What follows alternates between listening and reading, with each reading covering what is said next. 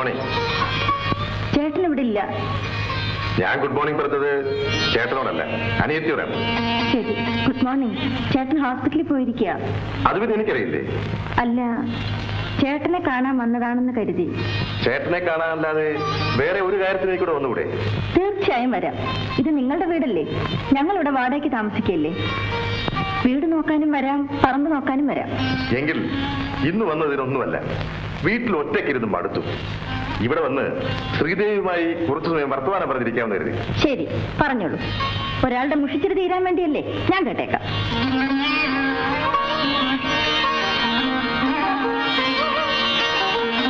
എന്താ പറയാത്തെ? എന്തു പറയണമെന്ന് ആലോചിക്കുകയായിരുന്നു. എങ്കിൽ ആലോചന കഴിഞ്ഞിട്ട് വീട്ടിൽ നിന്ന് പോരാമായിരുന്നില്ലേ? എന്തൊക്കെയോ പറയണമെന്ന് വിചാരിച്ചാണ് വീട്ടിൽ നിന്ന് പോകുന്നത്. പക്ഷേ ശ്രീദേവിയുടെ അടുത്ത് വന്നപ്പോ എല്ലാം മറന്നുപോയി. അതൊരു അത്ഭുതമായിരിക്കുന്നല്ലോ. അത്ഭുതമൊന്നുമില്ല. അഴകൊഴുകുന്ന ഈ മുഖത്ത് നോക്കിയിരുന്നാൽ ആർക്കെങ്കിലും സംസാരിക്കാൻ തോന്നുമോ? അയ്യോ, പിന്നെ എന്താ തോന്നും? മനോഹരമായ ഈ ചുണ്ടിൽ ഒരു ഉമ്മ തരാൻ തോന്നും. ക്ഷമിക്കണം, നിങ്ങൾക്ക് അങ്ങനെ തോന്നിയപ്പോൾ എനിക്കിങ്ങനെയാണ് തോന്നിയത്. സാരമില്ല, ആ കൈകൊണ്ട് തന്നെ ഈ കവിളിൽ തലോടുമ്പോ വേദന മാറിക്കൊള്ളും. അപ്പോൾ മരണം വരെ ഈ വേദന കൊണ്ടുനടക്കാൻ ഉദ്ദേശിക്കുന്നു എന്നർത്ഥം? അല്ല, ആവുന്നത്ര വേഗം ഈ വേദന ഞാൻ മാറ്റും. നടക്കാത്ത കാര്യം. നോക്കാം. ഒരു ഉപകാരം ചെയ്യണം. ഈ സംഭവം എന്റെ ചേട്ടൻ അറിയരുത്. അറിഞ്ഞാൽ ശ്രീദേവിയെ ശകാരിക്കുമെന്നുള്ള ഭയം കൊണ്ടായിരിക്കും. ആ ഭയം എനിക്കില്ല. നിങ്ങൾ ജീവിച്ചിരിക്കുമോ എന്ന കാര്യത്തിൽ ഭയമുണ്ട്. ഓഹോ, അതാണോ? ഏതായാലും ഞാൻ പറയില്ല. ഞാനും. അപ്പോ വരട്ടെ.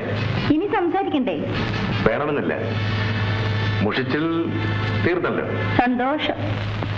കാണാം.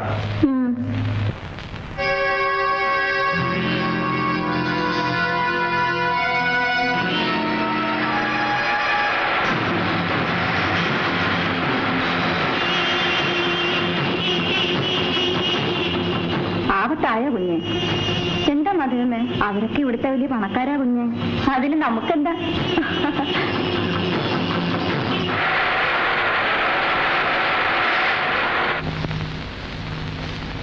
ഞാൻ പോയിക്കൊള്ളട്ടെ ഡോക്ടർ? വരണം, അല്പം കാപ്പി കുടിച്ചിട്ട് പോകാം.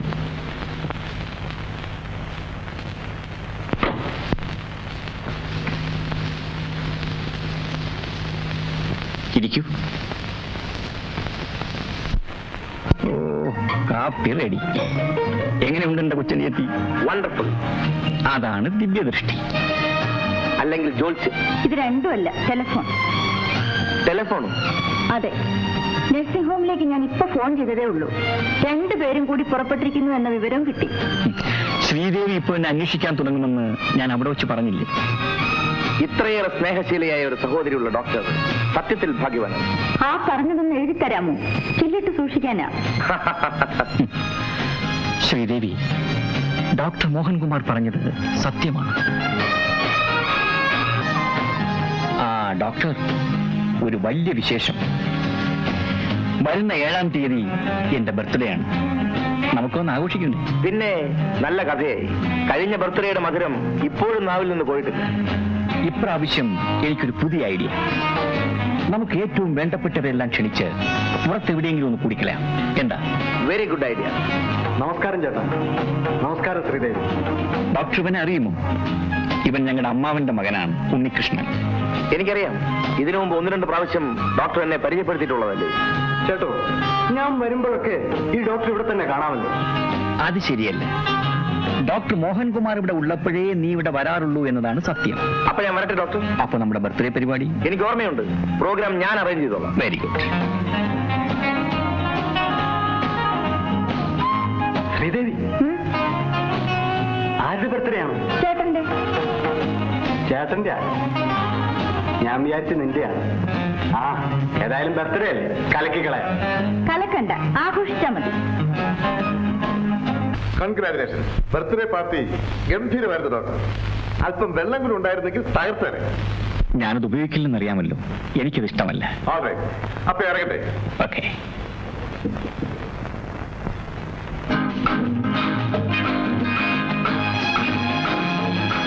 പോട്ടെ കുഞ്ഞെ, രാവിലെ നേരത്തെ വരണം.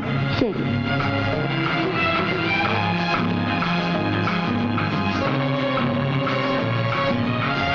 ശ്രീദേവി, നൃത്തം മനോഹരമായിരുന്നു. താങ്ക്സ്. കിടന്നാൽ ഇന്ന് ഉറക്കം വരില്ല. അതെന്താണ്? മനസ്സ് മുഴുവൻ ശ്രീദേവിയുടെ ചിരിക്കുന്ന മുഖമാണ്. നിൽക്കൂ, ഇന്ന് ചേട്ടന്റെ പിറന്നാളല്ലേ? അനിയത്തിക്ക് എന്റെ ഒരു സമ്മാനം തന്നേക്കാം.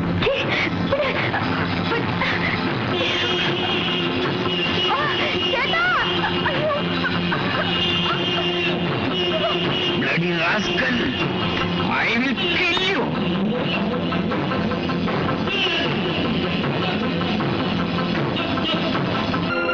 നീ അകത്ത് പോകും. Get up.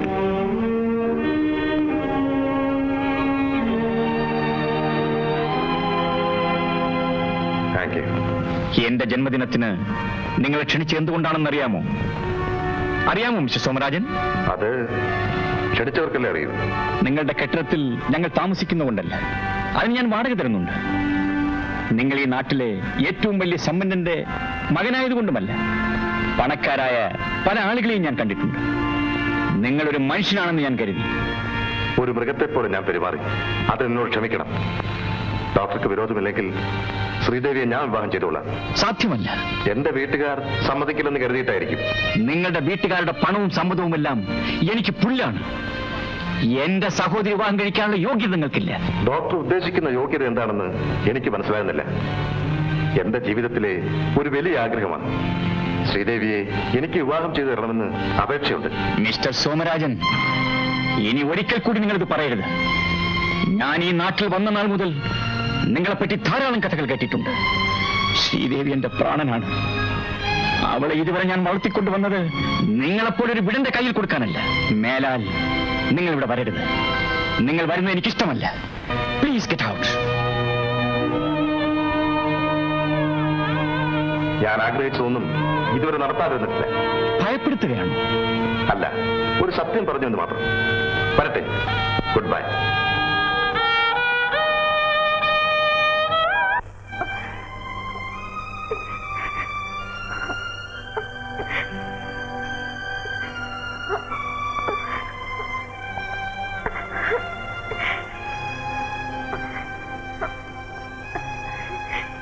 ശ്രീദേവി,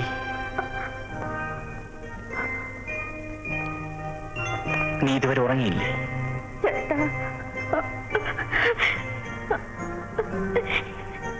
കരയാതെ. അച്ഛനും അമ്മയും മരിക്കുമ്പോ നീ കുഞ്ഞായിരുന്നു. ഞാൻ എന്റെ തോളിൽ കിടത്തിയാണ് നിന്നെ വളർത്തിയത്. നീ വലുതായി എന്ന ബോധം ഇന്നുവരെ എനിക്കില്ലാതെ പോയി. ഈ വീട്ടിൽ വരുന്നവരെല്ലാം നല്ലവരാണെന്ന് ഞാൻ കരുതി. എനിക്ക് തെറ്റിപ്പോയി ശ്രീദേവി, എനിക്ക് തെറ്റിപ്പോയി. നടന്നതെല്ലാം നീ മറന്നേക്കൂ. നിന്നെ യോഗ്യനായ ഒരുത്തന്റെ കയ്യിൽ ഏൽപ്പിച്ച ശേഷമേ ഇനി നിന്റെ ചേട്ടൻ അടങ്ങിയിരിക്കൂ. സമാധാനമായി കിടന്നുറങ്ങും.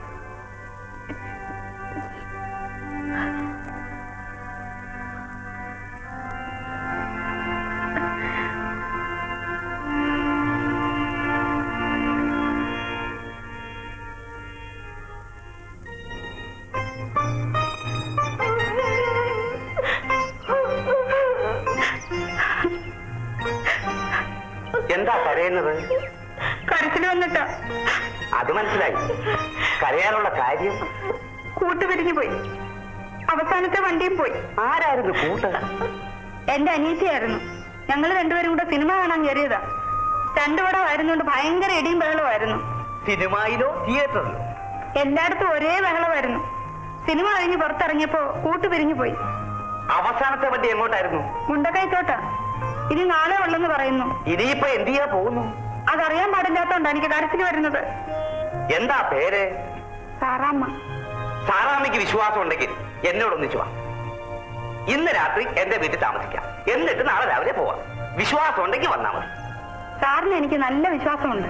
ഇത്ര പെട്ടെന്ന് അങ്ങോട്ട് വിശ്വാസം വരാൻ എന്നെ മുമ്പ് കണ്ടിട്ടുണ്ടോ?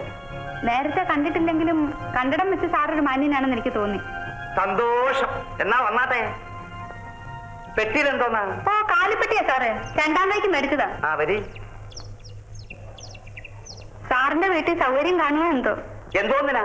എനിക്കും കൂടെ ഒന്ന് ചുരുണ്ടൂടി കിടക്കാനാ. എന്തിനാ ചുരുളുന്നത്? നിവർന്ന് തന്നെ കിടന്നു. ഒരു 16 സാറാമ്മമാര് കിടന്നാലും അറിയത്തില്ല. കർത്താവേ, അതെന്തോന്നാ സാറേ? മാളിക, മണിമാളിക. വന്ന് നോക്ക്. സാറിന് കെട്ടുകളുമാർ എത്ര ഉണ്ട്? എന്തോന്നാ? അയ്യോ സാറേ, തെറ്റിപ്പോയി. മക്കൾ എത്ര ഉണ്ട്? മക്കളില്ല, ഭാര്യയുണ്ട്.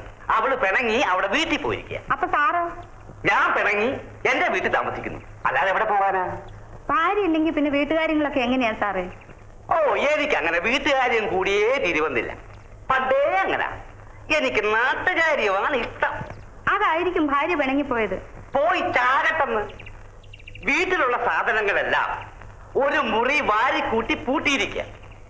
പൊന്നും പണവും വെച്ച് പൂട്ടാൻ അളമരിയുണ്ട്. എനിക്ക് വല്ല മെന്റൽ റൈസും ഉണ്ടോ? സുഖം. ഒന്നോർത്താ ഇതുവരെ സുഖമാ അല്ലേ സാറേ? പരമസുഖമല്ലേ? നീ വാ.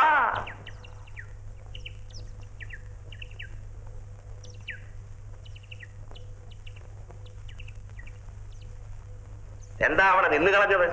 വരണം. ഇതാരുടെ വീടാ സാറേ? എന്റെ വീട് തന്നെ. എന്താ പരിചയമുണ്ടോ? ഞാനങ്ങും വന്നിട്ടില്ല.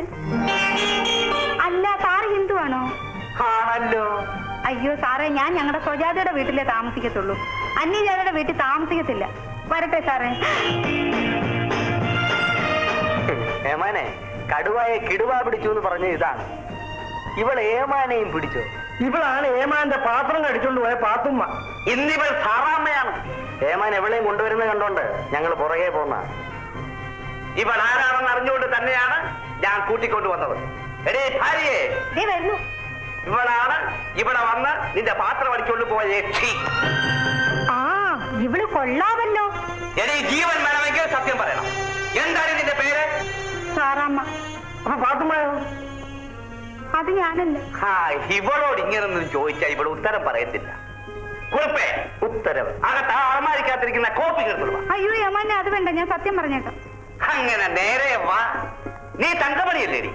റെസ്ക്യൂ ഹോമിൽ നിന്ന് ചാടിപ്പോയ തങ്കമണി. എടി, നീ തങ്കമണിയല്ലേ എന്നാണ് ചോദിച്ചത്? എല്ലാം അറിഞ്ഞിരുന്നോണ്ട് എന്തൊരു ചോദ്യവാ.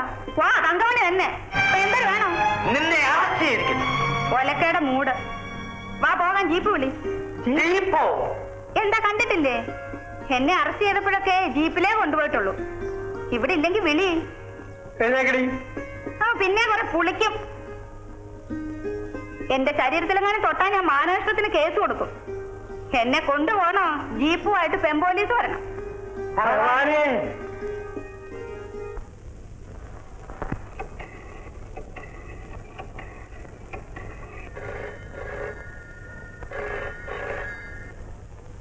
Yes, doctor Rajendran here. ഞാൻ സോമരാജ്. ഡോക്ടർ മുഖത്ത് നോക്കി വിടവെന്ന് വിളിച്ചിട്ടും മിണ്ടാതെ പോകുന്ന മനുഷ്യൻ. നിങ്ങൾക്ക് എന്ത് വേണം? ഒന്നും വേണ്ട, ഒരു വിവരം അറിയിക്കാൻ വിളിച്ചതാ. നിങ്ങളുടെ പ്രാണനാണെന്ന് പറഞ്ഞ സഹോദരി ഉണ്ടല്ലോ, ശ്രീദേവി. അവളെ ഞാൻ എന്റെ എസ്റ്റേറ്റ് ബംഗ്ലാവിൽ കൊണ്ടുവന്നിട്ടുണ്ട്. No, it is impossible. It is possible for me. എനിക്ക് അസാധ്യമായി. ഈ ഭൂമുഖത്തൊന്നും തന്നെ ഇല്ല. വിശ്വാസമില്ലെങ്കിൽ നിന്റെ അനിയത്തി കിടന്ന് വിളിക്കുന്നൊന്ന് കേട്ടുകൊള്ളൂ. ചേട്ടാ, ഈ ദുഷ്ടൻ എന്നെ ചതിച്ചിവിടെ കൊണ്ടുവന്ന് മുറിയിൽ അടച്ചിരിക്കുകയാണ്. ചേട്ടാ, എന്നെ രക്ഷിക്കൂ. Oh God. God is far away. ദൈവം വളരെ ദൂരെയാണ് doctor. Good bye. Hello, hello, hello, you bloody rascal.